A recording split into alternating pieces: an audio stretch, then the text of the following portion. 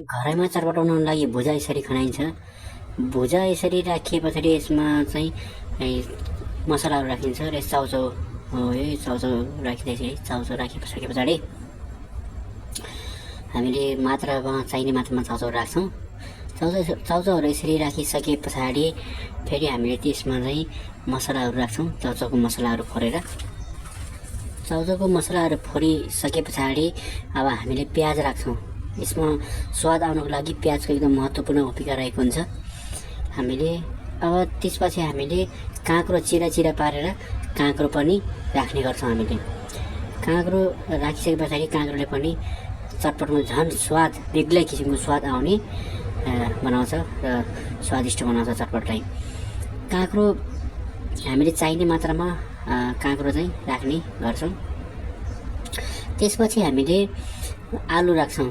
उसिनेको आलुलाई हामीले सानो टुक्रा पारेर हामीले चटपटमा राख्ने गर्छौँ र यसमा हामीले आफ्नै र त्यसपछि हामीले यो आलु काटिसके पछाडि फेरि यो आलुले छुट्टै स्वाद आउँछ। आलुले पनि र आफ्नै घरको ताजा आलु हामीले यसरी उसिनेर राखेर काट्ने गर्छौँ। र यसमा अब हामीले धनिया राख्ने गर्छौँ। धनिया राख्यो भने धनियाले पनि स्वाद छुट्टै ल्याउने गर्छ। त्यसमा अब हामीले यसमा रातो खोर्सानी या हरियो खोर्सानी हामीले काटेर चिरेर पनि राख्ने गर्छौँ। तपाईँहरू पनि घरमा यसरी बनाएर खानुहोस् र कस्तो लाग्यो हाम्रो यो भिडियोलाई लाइक कमेन्ट र सेयरहरू पनि गरिदिनु होला।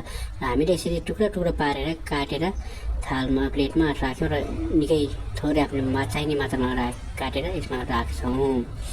यसमा राखिसके पछाडि फेरि हामीले कुरमुरेहरू या अरू केही कुराहरू तपाईँले राख्न सक्नुहुन्छ। हामीले कुरमुरे फोरेर यहाँ राखेका छौँ। तपाईँले पनि राख्न सक्नुहुन्छ। हेर्नुहोस् हामीले कुरमुरे यसरी राखेका छौँ र यसमा हामीले चटपट मसला पनि राखेका छौँ। चटपट मसलाले पनि चटपटको बेग्लै स्वाद ल्याउने गर्छ। र अब यसमा हामीले बिरेनुन राख्यौँ। फेरि थोरै बिरेनुन राख्यौँ चाहिने मात्रामा र बिरेनुन राखिसकेपछि हामीले तेल पनि राख्यौँ। तेल मजाले हाल्ने हामीले चाहिने मात्रामा र हामीले यसमा अब कागती निचोरेर हाल्ने। कागती काट्यौँ बिचबाट। यसरी कागती काटिसके पछाडि यहाँ हामीले त्यो कागतीको गेडाहरू फालेर हामीले निचार्ने रस आउने यसरी हामीले निचोर्नु पर्छ र यसले पनि अमिलोपना निकै स्वादिष्टपना ल्याउने गर्छ र चटपटलाई छुट्टै किसिमको स्वाद कागतीले ल्याउने गर्छ।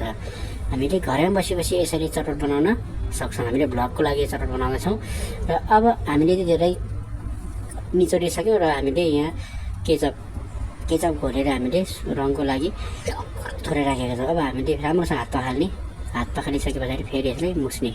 हामीले आफूले मजाले मुस्ने र जति सक्छ तपाईँको त्यो भुजामा र चाउचाउको स्वादहरू सबै खुर्सानी स्वादहरू लाग्ने गरी मजाले मुस्ने।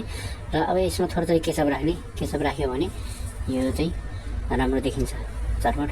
र हामीले यो चटपट खानको लागि तयार भइसक्यो। तपाईँहरूलाई कस्तो लाग्यो यो भिडियो लाइक कमेन्ट र सेयर गर्नुहोला र आफ्नो विचार कमेन्टमा राखिदिनु होला। र हामीले कोक फ्यान्टा पनि राख्यौँ। फ्यान्टा पनि खायौँ भने हामीले चटपटसँग छुट्टै स्वाद आउने गर्छ र चटपटलाई सजिलोसँग गिलो बनाएर निल्न सकिन्छ। साथीहरू तपाईँले कस्तो लाग्यो आज यो भिडियो भ्लग आउँदैछ हेर्नु नभुल्नु होला। धन्यवाद।